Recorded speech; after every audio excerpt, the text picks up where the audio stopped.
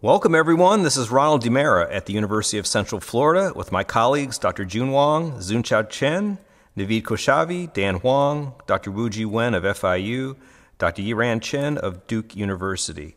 I'll overview our paper. It's appearing in the May 2017 issue of Transactions on Computers, Energy-Aware Adaptive Restore Schemes for MLC STT-RAM Cache. The paper leverages memory referencing behavior to reduce energy expenditures, while also addressing vulnerabilities of read disturbance and write disturbance. So as an overview, why consider multi-level cell MLC spin transfer torque on chip cache? Well, cache leakage and overall energy consumption are significant concerns for multi-core dies, so energy and area sparing alternatives are sought. STT is composed of MTJs, which are non-volatile devices. They have near zero leakage, high cell density compared to SRAM, and the density can be increased using a multi-level cell design. What is the structure and mapping strategy? Well, using the figure numbers shown in the paper, we have here a serial MLC with a soft bit and hard bit. Smaller area MTJ is the so-called soft bit, and the larger MTJ is the hard bit. The idea is the write energy cost to update the cell may involve multiple write operations, and the corresponding critical current has to be watched to avoid either read disturbance or write disturbance. So taking this physical design and mapping it to the logical data structure, there's a so-called cell split mapping strategy, which is a conventional mapping strategy. And the small MTJ and large MTJs are partitioned as shown. So we're talking about the virtual to physical bit cell mapping, and we'd like to leverage the capability of the underlying device.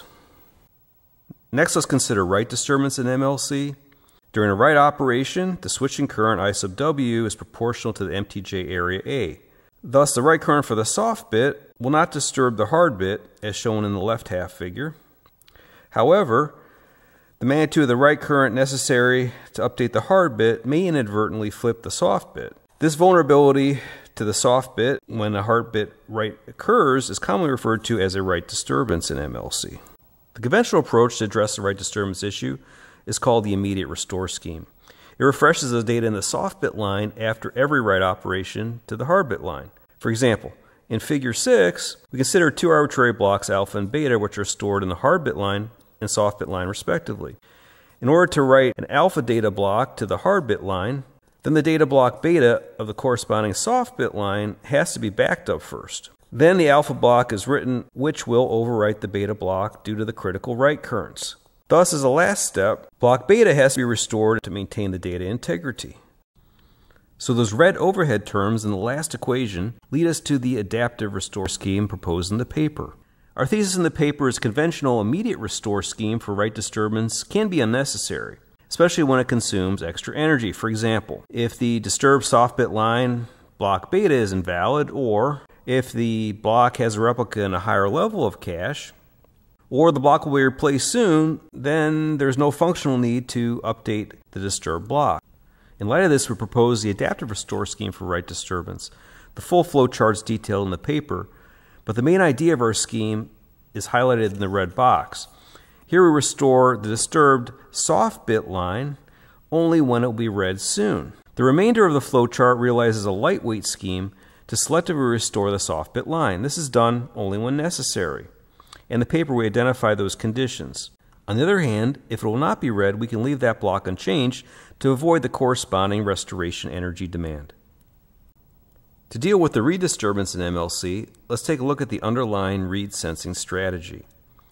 As shown in figure 3A, first a sensing current is applied to determine the resistive state. The potential is compared against reference voltages to determine the binary value of the soft bit and then hard bit respectively. However, as shown in figure 9, in contrast to the switching current, the sensing current does not continue to scale down with the feature size, as indicated by the red line. Therefore, as shown in figure 2A, a read operation may inadvertently flip the value of the soft bit. This is referred to as read disturbance vulnerability. Thus, under a conventional approach, an immediate restore scheme for read disturbance can be invoked, as shown in figure 6.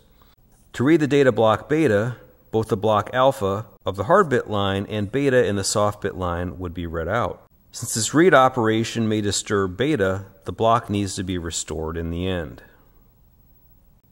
So that brings us to the proposed adaptive restore scheme for read disturbance. To skip some of the unnecessary restore operations to save energy, we merge the restore operation of the disturb block with the dirty block write back operations. So shown in figure 11a, the soft bit block is fetched to L1 without being immediately corrected, and its disturb copy in L2 is invalidated as shown in the red box. The modification of the status block is tracked by a flag bit. As shown in figure 11b, red box, only when the block is modified or more likely to be read at the L2 level, then this block will be restored.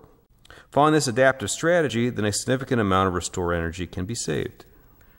To predict the read-reuse behavior of a cache block, we introduce the concept of read-reuse distance.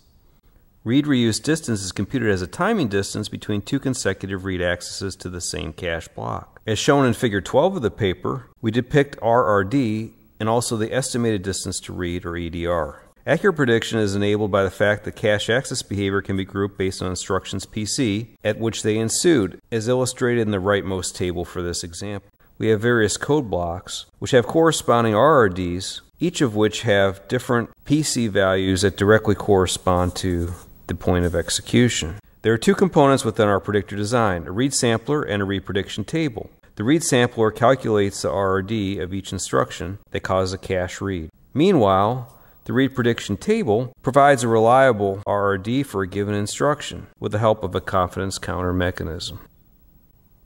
In our experiment section, we use NVSIM in conjunction with Cacti to simulate circuit level area, latency, and energy of three on-chip cache candidates. We also use Mars x86 and DRAM Sim 2 to mimic a two-level cache hierarchy. As listed in the table, we evaluate a quad-core processor.